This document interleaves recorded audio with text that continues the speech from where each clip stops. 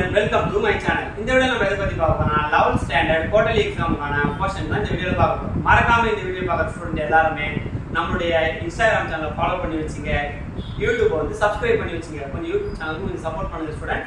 இப்போ வந்து பார்த்தா நம்ம வந்து சிலபஸ் क्वेश्चन பார்த்துருவோம். நான் வந்து தமிழ்ல வந்து பார்த்தா 1 ல இருந்து 5 யூனிட், இங்கிலீஷ்ல வந்து பார்த்தா 1 ல இருந்து 4 யூனிட், மேத்ஸ்ல வந்து பார்த்தா 1 ல இருந்து 6 யூனிட், பிசிக்ஸ்ல வந்து பார்த்தா 1 ல இருந்து 6 யூனிட், கெமிஸ்ட்ரில வந்து பார்த்தா 1 2 3 4 6 7 8 11 12 அப்புறம் வந்து பார்த்தா பயோ ஜுவாலஜில வந்து பார்த்தீங்கன்னா 1 ல இருந்து 8 யூனிட், பயோ பாட்னி வந்து பார்த்தா 1 ல இருந்து 8 யூனிட், அப்புறம் வந்து பார்த்தீங்கன்னா கம்ப்யூட்டர் சயின்ஸ் அதுல வந்து பார்த்தா 1 ல இருந்து 10 யூனிட், பியூர் சயின்ஸ்ல வந்து பார்த்தா பாட்னில 1 ல இருந்து 8 யூனிட், ஜுவாலஜில வந்து பார்த்தா 1 ல இருந்து 8 யூனிட், கம்ப்யூட்டர் அப்ளிகேஷன் 1 ல இருந்து 10 யூனிட், பிசினஸ் மேத்ஸ் 1 ல இருந்து 5 யூனிட், அக்கவுண்ட்ஸ் 1 ல இருந்து 8 யூனிட், எகனாமிக்ஸ் 1 ல இருந்து 8 யூனிட், காமர்ஸ் வந்து 1 ல இருந்து 20 யூனிட்.